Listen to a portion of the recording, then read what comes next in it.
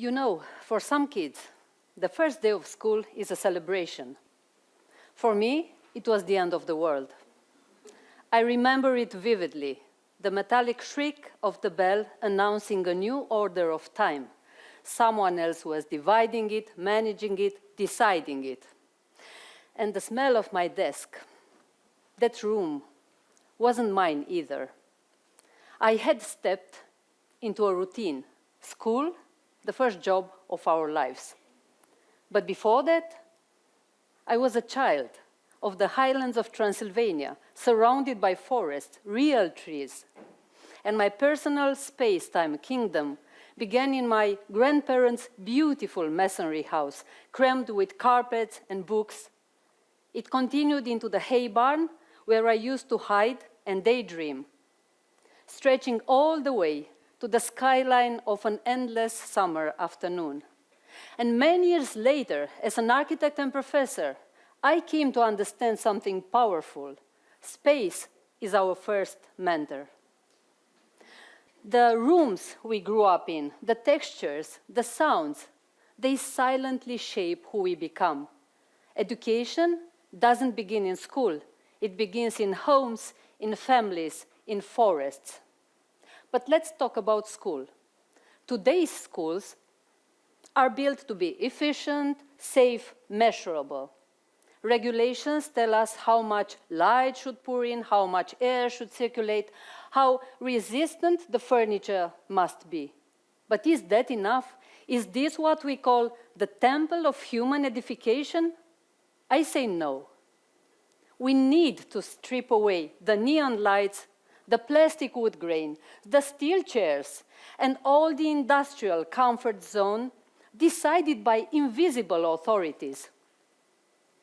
Neuroscience shows us our brains reject artificiality, and our souls do too. How can a child trust a teacher or trust a lesson if they cannot trust the space that holds it? So what if we reimagine school for the digital age? Not more screens, not faster devices, but deeper, slower, more human.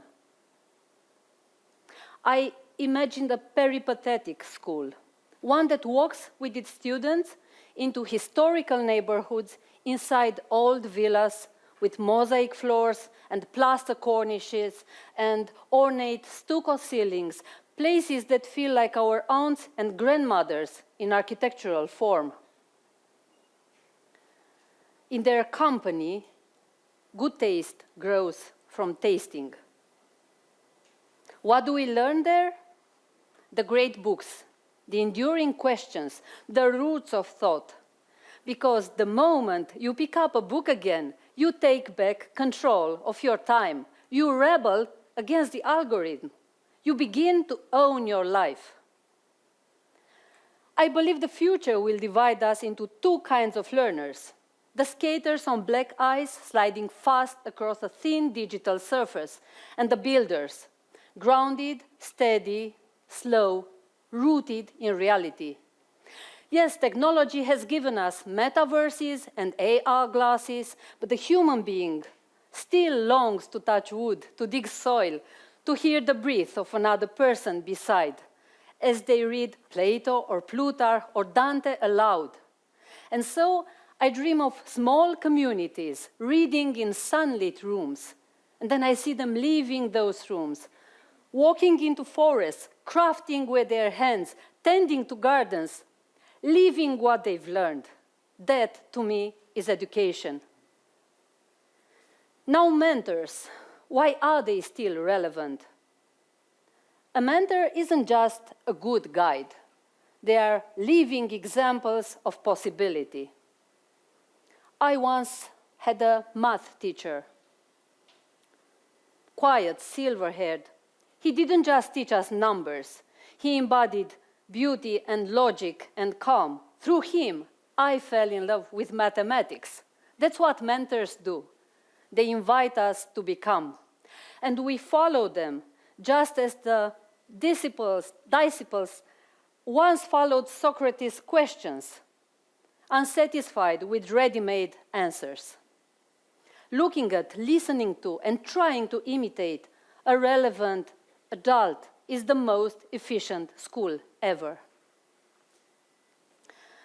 And finally, what if school was not a duty but a joy?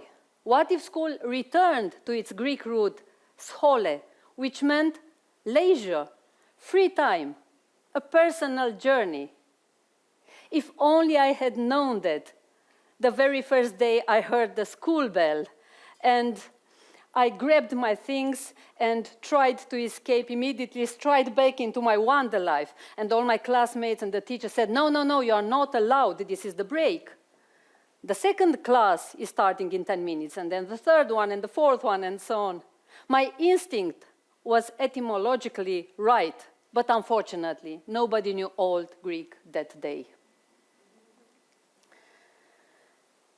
And all of a sudden, but 26 years later, a miracle happened, and I had a chance to fix the situation. I encountered Petre Guran, a historian, dreaming of a great books college, and together we invented a summer school in the middle of a forest. No bells, no plastic, no reinforced concrete, just people and nature and books and a lot of hand tools. It's called Schola de Launes. And it is quite possibly the most beloved school in the world, as it was handmade by its own students and professors, using only natural materials, historical references, and a lot of local inspiration. The first 3 summers felt more like a survival camp. We lived in tents, cooked straight on the ground, and took showers under a highly questionable old barrel. Everyone survived.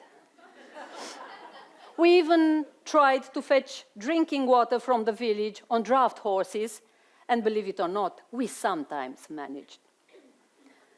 The whole time, the local villagers, our families and friends, watched us with rather mixed feelings. Soon, we ourselves noticed that our urban lives began to change dramatically. The first symptom? You wake in the middle of the night, open all the windows, wonder why the moon is not up there and where the other 12 companions and 200 hornbeams have disappeared to, and go back to sleep on the floor.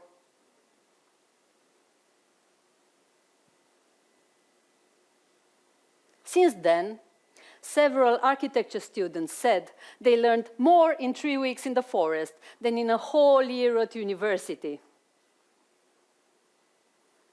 One of them, who came in 2017 and hasn't left yet, said he wanted to learn how to build sustainably and ended up discovering himself.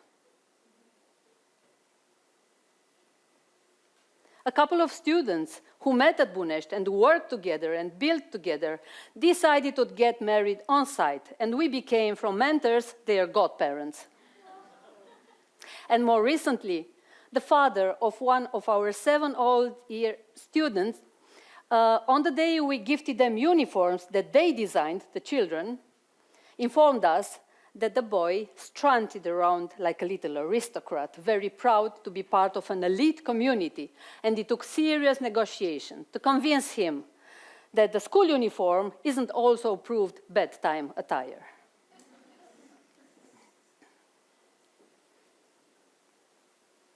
Over time, our school grew, expanded beyond the summer, and soon will be accessible as a classical alternative education.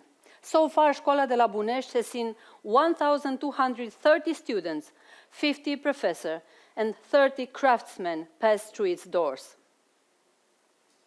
Unhurried and free of any machinery, using our minds and hands, we have built a blockbow carpentry workshop,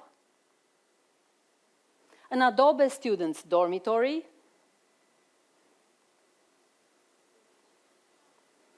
a Byzantine trapeza and a dry stone masonry winter kitchen, a hempcrete professor's house, a timber frame summer kitchen, a recycled glass bottle sanitary pavilion, an earthback underground technical room, which is actually our water and fire temple, as it houses the water tanks and the central, the heating central system, and a 3-story building housing the school and the professors' dormitories is currently under construction and proposes a smart structural blend of debris from the demolished rural houses of the area, local clay, and the local timber. And if you want to discover how we do it, and you decide to join us this summer, it's just 1.5 hours away from Bucharest by car in Argeș County, and you are all of you most welcome. Here is what to expect. You wake to birdsong, you share breakfast under a Mesopotamian brick vault and a green canopy, you read in small groups in Latin, Greek, and French, you do carpentry, masonry, and pargeting, you work the land, swim in river, play music, and every night, under a huge sky freckled with stars, we ask each other the most ancient of questions. What is man? And we listen, and we learn, and we become. Thank you.